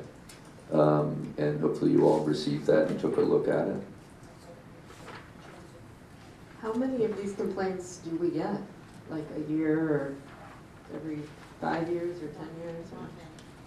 I don't think we have one for a few years. We haven't had one for a few years? No, We get complaints, but not that can't be resolved through communication, or that people choose to use the uniform complaint process. So far this year, have we had any that have come under the uniform complaint? Last year, how many did we have? Any that you can remember? No. And the goal is to resolve any matters as much as we possibly can through. Does anyone have any other questions on this item, or Manny? No, not at all. Okay. Thank you. In that case, I'll make a motion to approve the uniform complaint procedure with the option 1 as indicated. Second. Thank you. Trustee Mejia. Aye. Trustee Anderson? Yes. And Trustee Eisenhower? Yes. And I vote yes. Thank you. Item 9.5, review of revised RSD governance handbook. I asked to put this on here now, not to do anything today. We've just kind of, it's been talked about, let's say, occasionally over the last 6 months. So I just wanted to put this out there right now to see if there are any specific needs or specific ways that I can agendize this in the future and what we're looking for. For me, my big concern was the site visits. You know, I know we wanna, give the notice to the superintendent of when we're visiting sites, but sometimes, that's not possible. It's where you show up or whatnot. I think, as trustees, we should, of course, that's the school day, but people to show up to a site and just observe how things naturally are occurring. And it's not always checking in and giving the superintendent like a heads up, hey, I'll be going to the site, on this time, this day. I think we should be able to visit a site just randomly if we choose to. Okay, thank you. Anyone else have any particular items to point out or something they'd like with it? No, I agree with Mr. Mejia, but I also think I really don't know what the purpose of this book is. And what this handbook is, it's not legally binding, right? I don't understand it or why spend time on it really. But, so, no. No. Okay, so we can look at that one item of site visits, and I guess yes, it's one note I've written down for myself, like what is the purpose of this, because we have a lot of things in here. At the very least, I guess if we have it, I'd like to see it streamlined to, I guess, just be just more down to the essence of what we have. Yeah, generally, in my experience, looking at what California School Board Association recommends and what AXA administrators recommend, they're very aligned. Over my 20-plus years of being superintendent, that board members should be able to give notice and explain why they want to come and visit. There's just a role separation. I do know that employees sometimes have concerns about visits. They're happy to have folks. I know that if we talked with our associations, they feel that that's that type of management by walking around randomly is not necessarily even appreciated by the administrators, much less by those folks who employ the superintendent. So I haven't heard of that, but there might be districts that have that. We certainly can explore that. But you all can put in your handbook or your policy, whatever you would like. Okay, so yeah, we can look at that, and we'll have this back in the future, and I guess I'll give some more thought too on what I want, or what I'm thinking here. But nothing we have to do with that today. I want to add one thing. I know that since you guys pointed out the site visits, when I went to, a couple of times when I went to some sites, I would like to be escorted by someone who's a subject matter person on that. Like if it's a facilities issue, I want to go with Patrick or somebody in facilities, somebody that knows the facilities and what's going on. The principal or assistant may not be in depth with all of the technical stuff that I may have questions for. So can you just add that it could be the principal wants to go along, but I would rather have, if I ask for a maintenance or a janitor or someone that can give me more knowledge of what I'm visiting for, I would like that. Okay, thank you. Moving on to item 9.6, approval of resolution 2025-26-06, layoff and reduction in work year of classified personnel. I think Ms. Roshberger is going to handle that for Dr. Morris. Good evening again. This is just a item with a reduction of 2 currently unfilled positions this year, because we've had Think Together, and these positions we don't need to fill. That's it. Yeah, and just clarify, it's 2, right? Is there, on the description it says 3, that's just a typo then? Correct. It's my understanding that there's 2 after-school program coordinator positions that are currently unfilled this year, and So that's all. Okay. Well, it's unfilled because they took jobs with, they took leave of absence from the district, correct? To go help us out and work for Think Together? Because Think Together needed to ramp up staffing in 3 weeks before school started? So they're no longer employees. Well, they have leave of absences though, right? We So they're gave them the technically benefit employees? of, if they didn't like it, that they could have a leave of absence if they wanted to come back, or if we went back to an all Real Plaza modality like that. So if they don't, so if they do want to come back, then now they don't have anything to come back to, or we find them another position? Or For what? 2 of those positions, that's what's recommended by Human Resources, that as we plan for what we're going to have next, if in the event we have Think Together in the same function, there's kind of dual role, and as we look at Plaza, there's likely to be a need as it grows to the middle school to have, as we have at Real, 2 different coordinators there. But if, for the employees that are at Think Together now, if they want to come back to the district, what would happen? Those 2 particular folks, their leave of absence ended this year, and those positions are being reduced, so there wouldn't be a position unless they wanted to apply to other positions as we went down the road, if we opened more of those positions upon making recommendations for what we're going to do next year.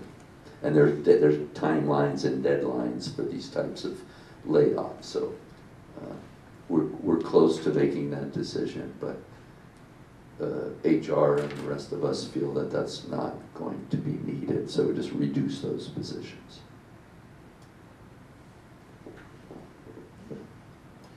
Anyone else have any questions? Manny?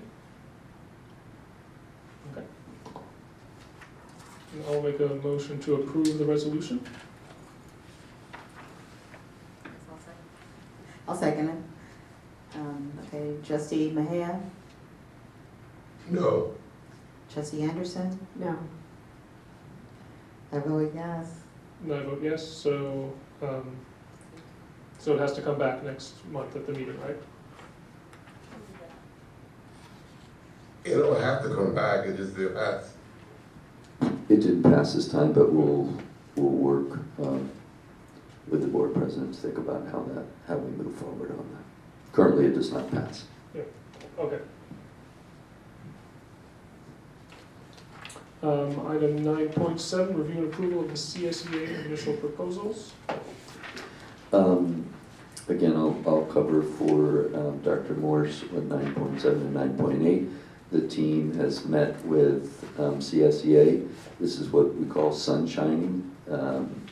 And they made their initial negotiation proposals. That's 9.7, and then we'll move on to 9.8 later. And that's our response, that we recommend approval. Any questions on the initial proposals from CSEA? Manny, any questions? Yeah, so but here, Article 4, you can't be specific, right? It's gotta be vague so it gets finalized, is that what it is? Like for Article 4, the salary, you can't put specific on what percentage it is? No, this just means that this is the article they want to discuss as we haven't started negotiations yet. These are just the articles they want to address in negotiations. Every Sorry, year, I apologize. yeah, every year salaries and benefits is always open, and then 1 or 2 items that the choice of the CSEA or the district, those usually limited, and then every 3 years the entire contract is negotiated. No questions, thank you. Okay, thank you. I guess I'll make a motion to approve 9.7. I'll second. Thank you. Trustee Mahia, Aye. trustee Anderson, Yes. trustee Eisenhower. Yes. And I vote yes. Thank you. Moving on to item 9.8, review and approval of the Rio School District's initial proposals. Ditto. Thank you. Any questions on 9.8? Okay. In that case, I'll make a motion to approve 9.8. Second. Trustee Mahia, Trustee Mahia? On 9.8? Okay. Trustee Anderson? Yes. I vote yes. Trustee Eisenhower? I vote yes, and we'll just hang on one sec while we get Trustee Mejia back here. Trustee Mahia? Can you hear us, Trustee? He said no. He's just muted. Yeah, I can hear you now, I was trying to, it's back. All right. How do you vote on 9.8? Yay. Thank you. And now we have the items that were pulled for discussion. Moving on to item 10.3, ratification of the commercial warrant for the period January 8th, 2025 through February 4th, 2026. And that was, yeah, Trustee Mejia, do you have some specific questions? Yeah, thank you. Bear with me. I'll be as quick as possible. I know last time I asked some questions, and they said they'll get back to me, and they haven't, but hopefully I'll get it sometime this week. But I did have questions on charges. On page 2, the dates, 1/8, Michael, last name I'm gonna just butcher it, Makazako, for $15,781. What is that for? Page 2, date 1/8/2026. I see that amount, but we will have to get back to you. Okay, no Actually, worries. there is no expense. If you go straight up across it, it's 0.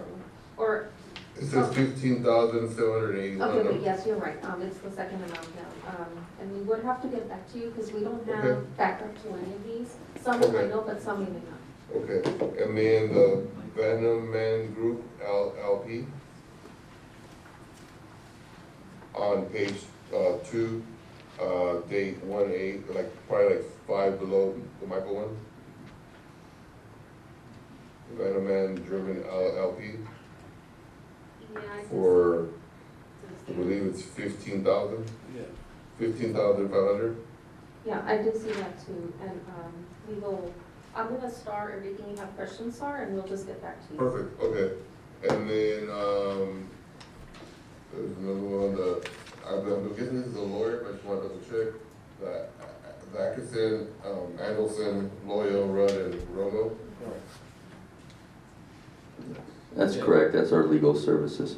If I could just, later on, you get back to me, just more detail of what we're paying for that, like, what is the cost associated with that? And then you have Zoom Recreation on page 4 for $180,087.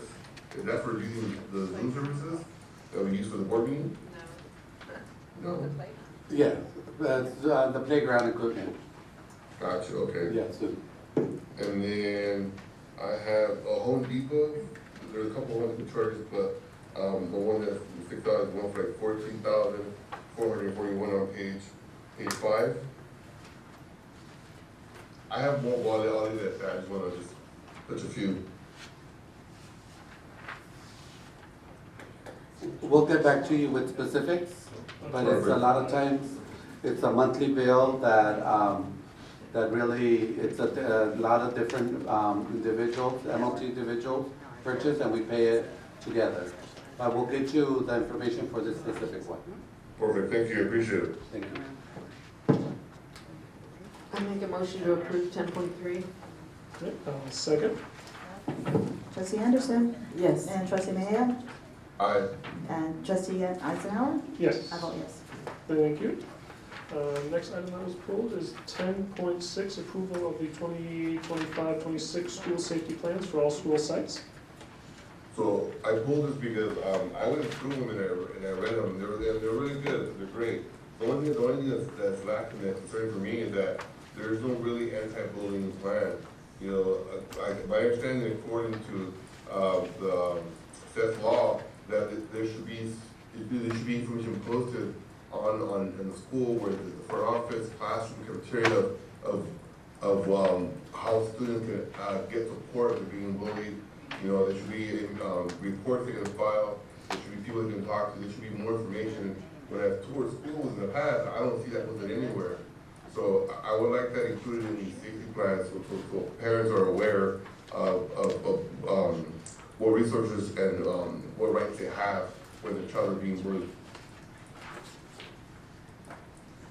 Okay, we'll work on that.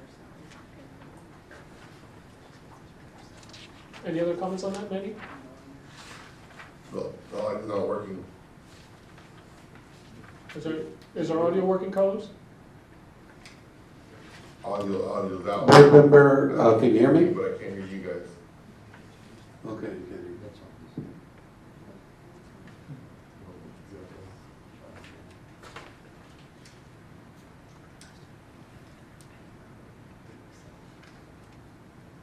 Hello, can you hear me? Yes, can you hear us now? There we go. Okay. Sorry, Dr. Agaeta just said they'll work on that, and I was wondering if you had any other comments on the item. That's it for me. Okay. Thank you.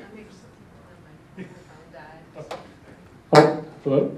Okay. I'll make a motion to approve 10.6. Thank you, I'll second. Trustee Anderson? Yes. Trustee Mahaya? Me. Trustee Eisenhower? Yes. And I vote yes. Thank you. Moving on to item 10.13. That was the tape. I believe that was me too. My question I had was, it was like 384,000. What exactly is this for? Is this to manage construction, just to kind of be a supervisor for the build? So yes, we also have Keith here online with us for any specific questions. But yes, they are our managers for all of the different construction projects that we have in place. Just wanted to let you know the reason why it's a year and a half. It's usually a year, but we're pushing in the business department to have everything in the same time that we improve contracts. So to get them in that same time frame, where either May, June, so for the following year, that's the only reason it's a year and a half for this year. But there are construction managers for all our projects here at the district. I have a question. Why isn't the money only being charged to measure bond H instead of measure L as well? We're done with Measure L. Okay, so measure L is totally out of money. Correct. So and measure H with the 71 million, 7 Correct. million. Correct. Okay, thank you. Yes. Anything else, Manny, on this item? No, that's it. Okay, thank you. I'll make a motion to approve 10.13. Thank you, I'll second. All right, the trustee Eisenhower? Yes. And trustee Mahaya? Nay. Trustee Anderson? Yes. Yes, I vote yes. Thank you. Moving on to item 10.15. Both me and trustee Mejia pulled this one. I guess for me it is, right, Measure H is what we want to in bulk reserve for Plaza and Real. I mean, I know this is not a huge number, but I guess I'm kind of concerned over time, by the time we actually get to building at Plaza Real, if we keep adding on projects like this, right, we'll cut into that. So I guess for me, I'd like to, or it would be helpful for me before moving forward with something like this, if we could get a, like just an accounting of Measure H, where we're at, what we've spent so far. So I can write, for me, it's kind of making a decision of what are the really big allocations, and then saying, like, you know, maybe I do say, right, $500,000 for projects like this, no problem, or not. But I need to see like the whole picture of this. Okay. For that. Couple of points if nobody makes. For me, I'm sorry, are you done, Felix? Sorry? Are you done? Yes, sorry, yeah. What were your comments? So for me, you know, it's a lot of lighting going in. So why are we replacing the lighting? Are they bad? Are they not working? Or what's the issue? We're having a lot of community complaints about how dark it gets in the evenings in that community in Rosales, and we're doing a lot of safety improvements throughout different campuses, and this is the one we need to do here. But it's that's one of the. So are you doing like bigger, brighter lights outside? Is that what it is? Yes. Hello? Yes, it is. I can't hear nothing. Yeah. Is that on us, Yarko, or is that on? I can't hear. Yeah. Seems to be on us, because every time it starts, just 1 second.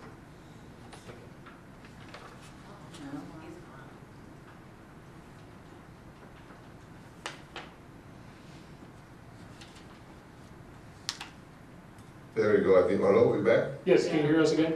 Yeah, I can hear you guys. Okay. So Manny, I don't know if you heard the part about that we've had a lot of complaints from our community members, how dark it is. So would really be putting in new exterior lights, including the light bulbs, the wall packs, different things to give that area more light for safety. So, but we're replacing the current, the ones we have right now, right? Correct. We're just not making new ones, we're replacing them, so we upgrade to better lighting, like brighter bulbs, is that what it is? Correct, into LED lighting. And that's $72,000 to change light bulbs? Well, no, it's providing new light, well, it's the whole infrastructure. The labor is $42,000, that's a lot, man. Like, the material is $20,000, I get that, but labor is twice that, $42,000? That's how much we get charged. The majority of our contracts that we end up paying to a lot of our companies is that mostly the majority is for labor. Oh man, that hurts me, that's a lot of money. Yeah. All right, man, thank you. Thank you.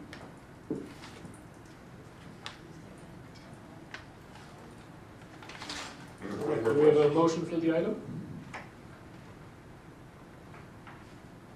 Okay. Well, I'll make a motion. I'd rather, just because safety is a big issue for me, I don't want people in our community to, if they're you're getting outside complaints, is that correct? Yeah. So I move that we approve the lighting for the exterior area, just for, so we can maintain our, safety in that area, so.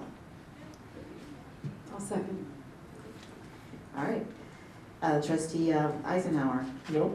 Trustee Mahia. Aye. Trustee Anderson. Yes. And I vote yes.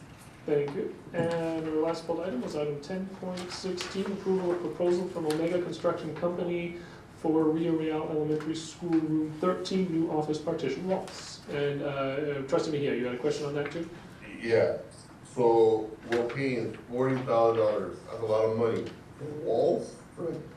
That's all we're doing? Just for a wellness center? Yeah, so Dr. Rocha and I will piggyback on it. The funding we're using this is for a very specific grant that for this item.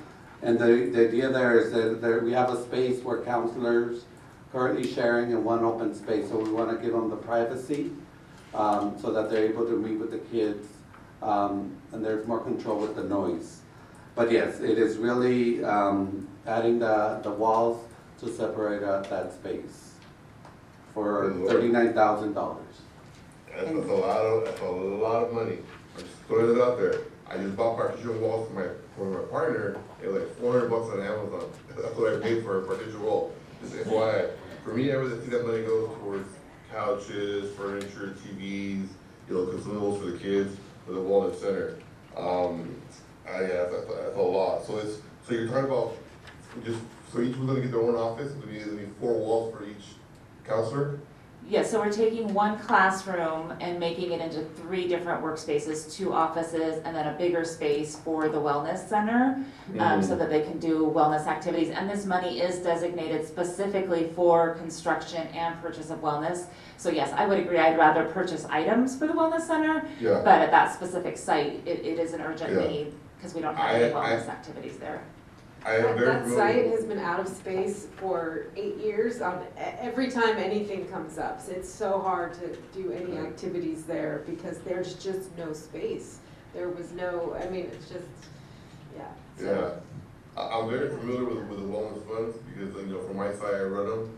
So I just there's things that my partner wanted, but I couldn't do it because I want to just maximize the money for the kids. All right, thank you, I appreciate it. No further questions. I have one, but this is just for clarification, this is from a grant, correct? Correct. So it's already, the money's there for a grant? Correct. So, all right.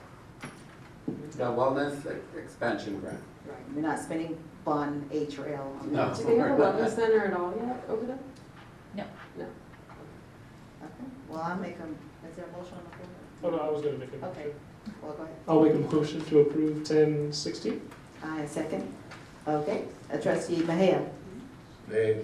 Trustee Anderson. Yes. And Trustee Eisenhower. Yes. And I vote yes. Thank you. Item 10.1, approval of the consent agenda. I'll make a motion to approve.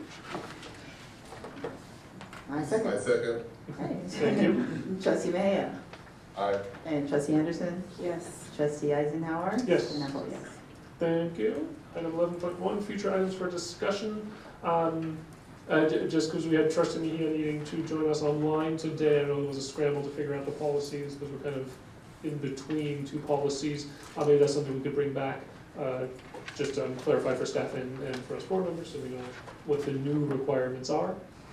An update on the, so I don't know the full title of the program, the Unified Athletics. Just to see what's happening with that. We had tabled item 10.12, so getting trustee Torres information she needs for that, so we can bring that back.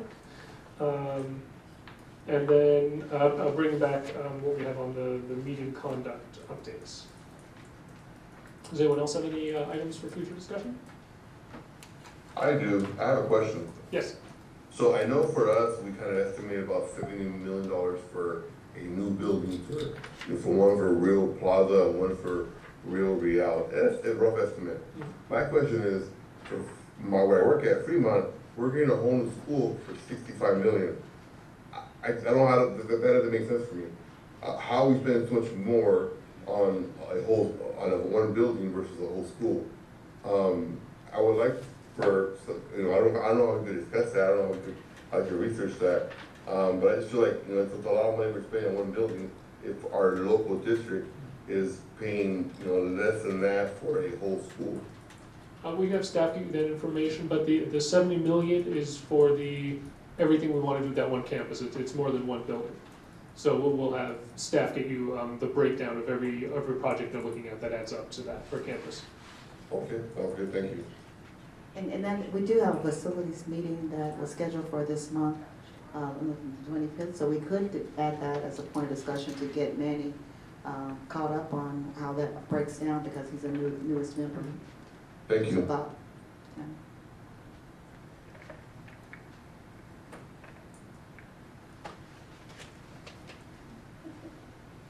Okay, if that's it for, do you have one more future item? just a bond update, just to kind of keep track of that. I don't want people to kind of, wake up one day and realize all the money has been spent. So just a bond update on those. Great, thank you. Our regular board meeting is scheduled for March 18th. We did have a special meeting scheduled for February 25th. Is that still happening? We're still in deliberation for that, but we will try to get the final on that this week. Okay, so stay tuned for the February 25th meeting. And with that, we are adjourned at 8:57. We'll see everyone March 18th at the latest. Thank you. Have a good night. Thank you.